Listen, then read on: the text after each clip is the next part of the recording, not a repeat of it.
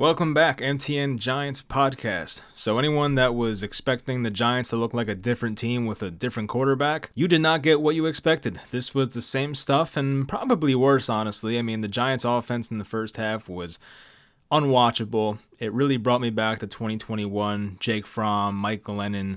The second half of that year, you're thinking, like, there's no way Giants football can ever get that bad again. But we're sitting here now, and it's like, there's a chance that maybe it does get that bad. I don't believe they converted a third down until the second half. Of course, they had no points in the first half. DeVito might have been like 3 for 5 with 5 passing yards. Like, it was so bad. So the first half of the Giants offense was just unwatchable. The second half, things got better, but you have to wonder how much of that is just Tampa playing off receivers and just kind of letting things happen underneath.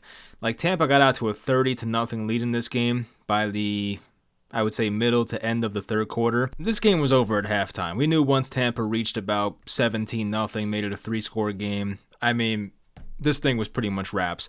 The Giants offense, it was tough. And even their defense, I don't want to just point out the offense, but the defense as well had their issues. A lot of guys missing tackles.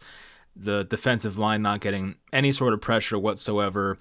Baker Mayfield doing whatever he wanted back there, scoring a touchdown, doing the DeVito celebration, which I have to admit that was a great troll job by Baker Mayfield. And Baker, he loves to taunt Giants quarterbacks. I put that on Twitter about how Baker Mayfield had that quote basically saying, how could the Giants draft Daniel Jones? And now here he is like 5 years later doing the DeVito celebration. So yeah, great trolling by him there. And, you know, look, Tampa's a pretty good team, but they should not come into your building and beat you by that much. I mean, it was pretty bad. The Giants do play on Thursday, so I'm sure no big changes will be made. I do think if DeVito really has a rough one on Thursday, they might pull the plug on that and go to Drew Lock, but it will be DeVito on Thursday, assuming he's healthy, because he did take some big hits in this game. He had that big hit in the fourth quarter where Drew Lock came in for a play, hit Tracy for 2 yards in the flat, and then DeVito came back in, but he did take a couple shots. Even in the first quarter, there was a big sack. I think it was the play Illuminor got hurt on, and DeVito took a massive hit. So we'll see if he's fine, but the Giants, as I said, they play Thursday. The Cowboys had a big win this week, and I would say for the Giants tanking, things went well today. We'll get to that later, but right now the Giants sit at the second overall pick, so that is fantastic. But yeah, we'll talk about the game, some of the big picture stuff as we get closer to the end of this year. The big picture conversations have to happen, so I hope you guys enjoy, and let's get into it. For the Giants offense, as I mentioned, it was so bad in the first quarter, and things did get better in the second half, but even that wasn't great.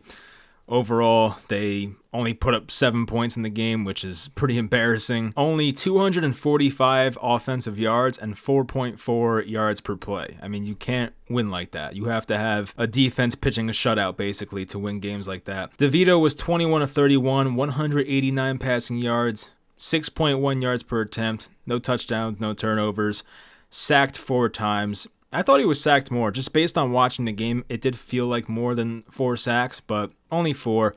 And it felt like a lot of those came in the first half, so it might have been all 4, it might have been 3. But DeVito, he will run into sacks. I mean, he's had his moments in the NFL. He's only started a few games last year, but even in some of those games, I remember he was taking like 5 or 6 sacks at times, and it's like you just can't have that. The offensive line wasn't perfect, obviously. Chris Hubbard's playing left tackle. Illuminor, as I mentioned, he left pretty early in this game. And Evan Neal gave up a sack in the first quarter as well. That was pretty ugly. It might have been one of those situations where the tight end was supposed to chip, but still, like, to give up a sack like that was pretty embarrassing. They had some success running the ball early, but I do want to get to DeVito first, and then we'll get to that. So DeVito, first half was lost, really couldn't find anything, had no confidence in making any sort of tough throws. He had that one crosser to Theo Johnson, I think, in the second quarter, but that was about it. The second half, he came out, fired to Neighbors like 4 straight plays. Neighbors had a few catches on the first drive in the third quarter. Had that one where he fumbled, and then they called it an incompletion, then they called it a completion and a fumble. So that happened. They could have scored that drive. Of course, Tracy fumbled, and I did want to talk about that later, but Tracy, of course, now fumbles in back-to-back games. He did lose a significant amount of snaps in the second half, so kind of putting Tyrone Tracy in the doghouse there by Brian Daboll. And overall, yeah, I was not impressed by DeVito. This is kind of just what you expect, and as long as he starts games for this team, it's probably not going to be too fun to watch. It's just, is what it is. He had some nice moments in the second half of like maneuvering the pocket and getting out, making some throws, running. Almost had a touchdown run in the fourth quarter, kind of near garbage time at that point. But he was taken down by what I thought was his face mask, but it wasn't, and I think it was Singletary who scored like a play later. So he had some moments as a runner, just very few as a passer, but overall it's going to be tough for the Giants to have a competitive offense with Tommy DeVito. For the run game, it started out pretty well. I feel like Tyrone Tracy on the first couple drives was ripping off some nice like 6, 8, 10-yard runs. Then the early third quarter happened. He had the fumble. He gets put in the doghouse. But overall, Tracy was 9 carries for 42 yards, 4.7 a carry. His longest run was 16 yards. So he saw some success. DeVito had 32 rushing yards, by the way. And for Singletary, only 2 carries for 3 yards. I mean, by the time Singletary came in, the game script was so far out of reach for the Giants. Like, it was a negative game script, so they had to pass the ball way more. So Singletary obviously did not see many rushing attempts, but he did have a rushing touchdown, so it's probably his first one since like week 3 or something. So that was good to see for him. The receivers, Malik Neighbors, of course, no targets in the first half. He had some quotes to the media, and you can tell Neighbors, like, losing games gets under his skin, and I do think him not getting involved in the game early also definitely gets under his skin. And I believe one of the reporters, it sounded like Bruce Beck, I don't know if it was him, but one of the reporters asked if, why Neighbors was getting no targets in the first half and why he wasn't a part of the game plan in the first half. Neighbors, he did have an answer, but he basically was like, yeah, you got to ask Daboll about that one. Like, he was definitely frustrated, you can tell. And it does, of course, kind of take you down the Odell path about the Giants were a losing franchise for Odell's prime years. I mean, not 2016, but the first 2 years. And he was a guy who wanted the ball, but also wanted to win. And I feel like Neighbors has a lot of that in him. So we'll see if DeVito or Drew Lock or whoever, Tim Boyle, can get Neighbors the ball earlier in these games going forward. I do believe that it's going to be like one of those squeaky wheel gets the grease type of games against Dallas. I'm sure Neighbors will have a couple of targets on the first couple drives at least. So that didn't go too well for him, Neighbors, but the final stats weren't too awful. He had 6 catches for 64 yards, no touchdown, 9 targets. I mean, for only a half of football, it's really not that bad. So if they just went to him earlier, then maybe things would have been better. Tracy had some garbage time catches, like literally the last drive of the game. Tracy had like 3 dump offs. It was nice for my fantasy teams, but it just didn't really matter. Wan'Dale Robinson, 5 catches for 47 yards. I think he picked up a first down or 2. Had that one where he caught it in the first, like the end of the first quarter, and he caught that one ball on the out route, and he did like a flip backwards. He held on, so it was a great catch. And then, of course, Daboll, the next play, decides to go for it. It was 4th and 1 on like their own 37-yard line. So end of the first quarter, it was only 7-0 Bucs at that time, so it's still a game. Daboll goes for it, but they run like a jet sweep to Wan'Dale Robinson, which got stopped. Like, it was very close to being converted. It was really felt 50-50 based on the broadcast view, but they measured it. They came out, and the ball was like this short. So unfortunately for the Giants, it did not work out. But when you're a team that's 2-8, I feel like why the hell not go for it? Like, that's probably not the best play call in that situation, like a jet sweep to Wan'Dale Robinson.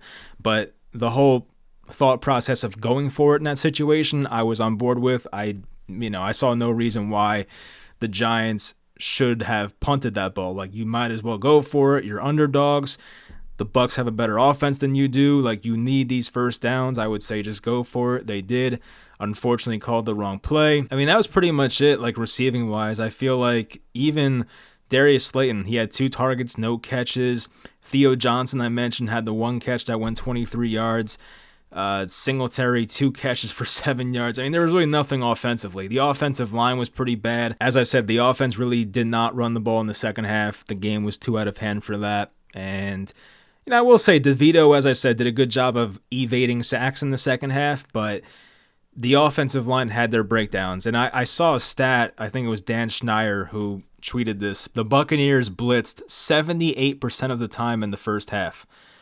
I mean, you can tell that there was an emphasis, I guess, based on watching DeVito's film and what they saw last year, that if you blitz this guy and you send corner blitzes and whatnot, that he will freeze and not know what to do and not know where to go with the ball.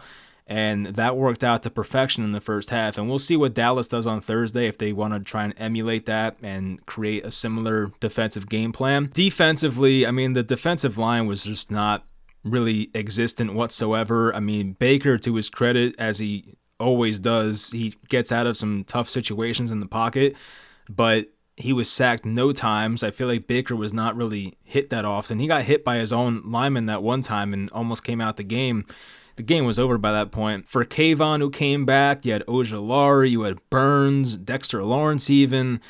It felt like nobody was getting pressure. It was pretty ugly for the defensive line. I mean, the Buccaneers' offensive line is nothing spectacular. Tristan Wirfs, their best player, was not there. Their left tackle, he was out. So I'm thinking like, all right, the Giants should have a good pass rush in this game, and they don't even show up. It was freaking embarrassing. So for your big defensive line that you paid all this money to, high draft capital, traded for Burns, Dexter Lawrence, they didn't do shit. It was like embarrassing. Bucky Irving, who I did figure would give the Giants some problems, he gave the Giants more than just some problems. He was just dominating them the entire game. Even that one run in the third quarter, I think it was, where Baker was blocking downfield. It's like it was a missed tackle by, I think, Muasau, 53, I think it was Muasau, and he ran like 60 yards, and he had the one play where he reversed fields and picked up a big first down on the catch. Like, he just had some wild plays in this game, and Bucky got brought down at the 1 yard line twice.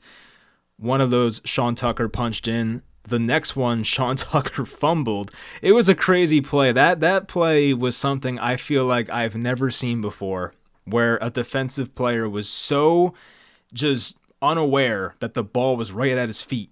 You know, sometimes there are fumbles and like guys on the field don't know it. I remember that play a couple years ago where one of the Dolphins players fumbled. It might have been like Jeff Wilson, a running back, and Tyreek Hill came out of it and ran for a touchdown.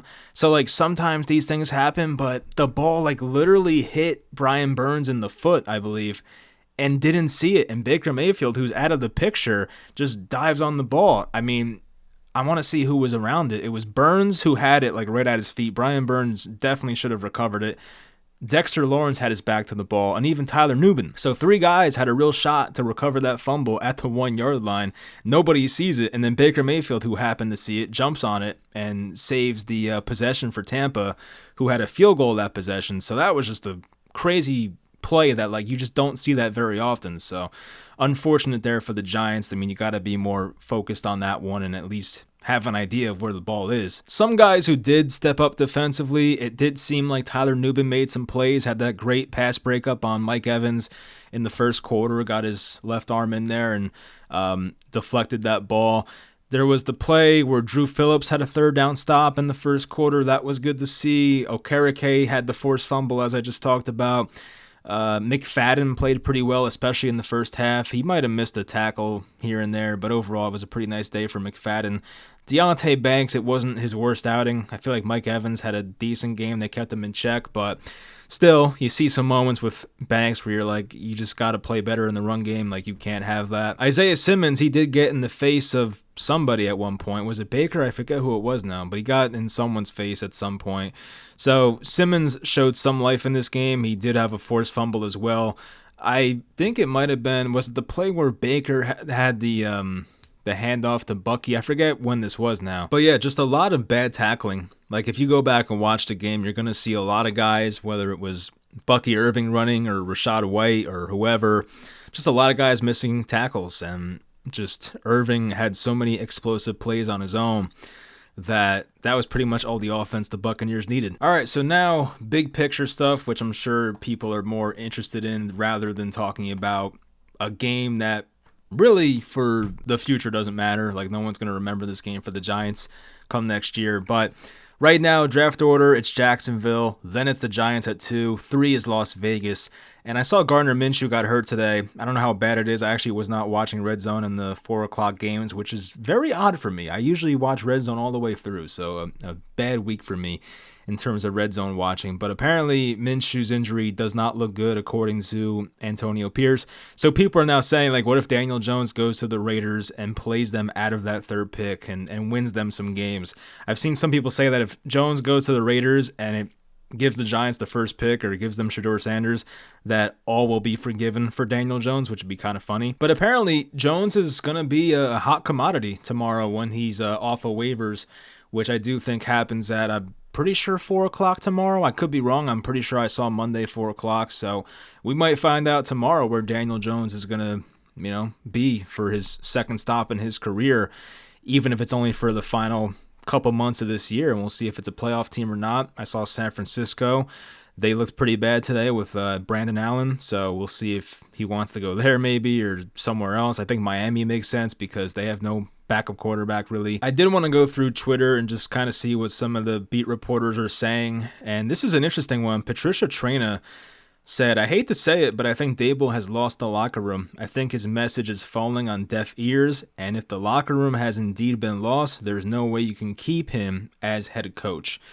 So while she's right about that last sentence, I just don't see any way that they fire him like tomorrow with a game on Thursday. I guess there's a chance that Daboll's fired Friday. Like if they really have a shit game on Thanksgiving and they lose like 35-6, like, I guess it could happen, but I'd still be a bit surprised. I feel like Daboll probably will finish out the year. I guess it's not impossible. Like, if they're going to fire him in season, it feels like Friday's the time to do it, but we'll see. I'm really not sure how it's going to play out. I would just be surprised because, like, literally, what was it, 3 weeks ago or maybe even 2 weeks ago, John Mara came out and said that, like, Shane and Daboll are safe. So to fire him, like, 3 weeks after saying that would be pretty insane. But I guess crazier things have happened, and that's the thing, like, John Mara can come out and say he doesn't want to fire anybody. He said it for McAdoo, he said it for Shermer, he said it for Judge.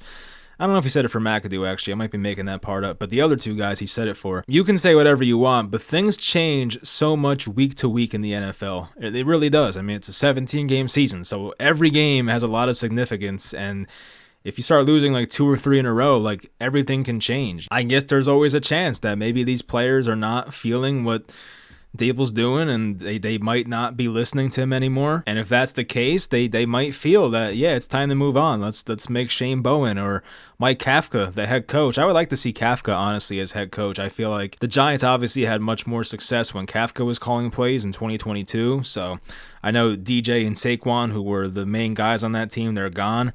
Even Isaiah Hodgins, who I guess they still have, but those guys are all out of here. But Kafka head coach, I guess, is not impossible to see that the final few weeks of the year. So we're going to see what happens, but it just ain't looking good right now for the job security of especially Brian Daboll, but even for Joe Schoen at this point, who I'm honestly, like, I'm kind of over Joe Schoen. I'm done with it. I've seen way too many mistakes, and if like just the quarterback room alone, like just to come into this year with this quarterback room is unacceptable. It really is. Like, it's such a quarterback-driven league, and to have this be your quarterback room of, it was Daniel Jones, you had Drew Lock, who was your backup, and like coming into the year, backup quarterback was so big for this team because Jones was coming off 2 big injuries, a neck and an ACL, and to come in here and be like, yeah, let's just throw $5 million at Drew Lock. We don't know if we like him, but we're going to sign him anyway.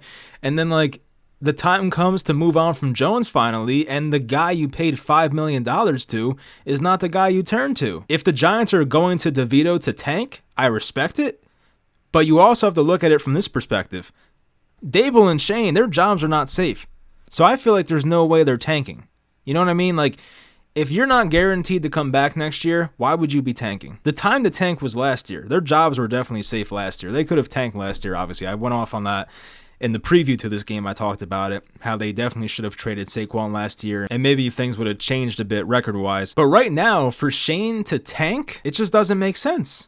As I said, I want that. I want the first pick. I want a first 2 pick, absolutely. I think getting a top 2 pick is very important in this upcoming draft, with a lot of question marks behind Shedeur and Cam Ward. That's important to me, but the most important thing for Shane and Daboll is keeping their jobs for 2025 and beyond. So there's no way in hell that those guys want to tank. Unless John Mara has literally like promised them and like signed something that says you will be back here next year, which I don't think he did, obviously, then there's no reason for those 2 guys to tank. I think that was about it. I do want to see the spread for next week because I would imagine with the Cowboys coming off a win, a pretty big win too. I think they were at Washington. They got that win. They won by more than they actually did, if that makes sense. Like, they were The game came down to a mixed extra point with like 30 seconds to go. If you haven't seen that game, I would say go watch the highlights. I mean, the game wasn't exciting the first half, but like the final, I would say, few minutes were really exciting in that Cowboys and Commanders game. So right now the Giants are +4. I saw before this game they were +2.5.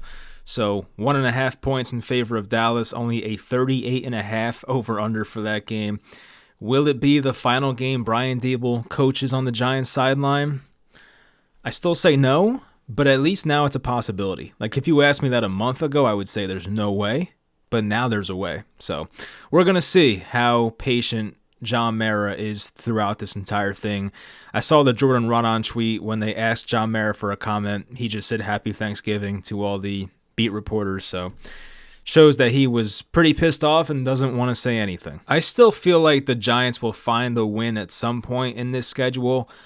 I'm not sure which game it will be. I don't think it's Thursday. I think Dallas will win. I still feel like it's the Saints game, if anything, because that's extended rest. You're home. That might be the first start of Drew Lock if, Thursday goes bad. So we'll see. I do want to see Lock play. I think, I don't want to say he deserves it, but he was your quarterback too for like the whole year. So I don't know what we're doing here. The Vito offense was unwatchable the first half, and we're going to see how it looks on national TV on Thursday. So I'll try to get a video out Thursday night talking about that game. I guess I'll try for a preview on Wednesday and try to get through the spread picks as well, which I think the spread picks did well today, so that's a positive. Daniel Jones or no Daniel Jones, the Giants are still ass. I mean, they would have lost this game with Jones anyway. It might not have been as bad as this, but they would have lost by probably at least 10, so yeah, we'll see where Jones goes tomorrow. I'm not going to make a video about it, but I'll definitely probably have a reaction on Twitter. I still think Miami makes a ton of sense, but we're going to see. People say the Raiders once again. I've heard the Chargers thrown out there. That makes sense as well.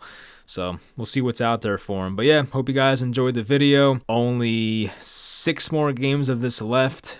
2nd overall pick right now. Don't screw it up. Let's go Jaguars. I'll talk to you guys next time.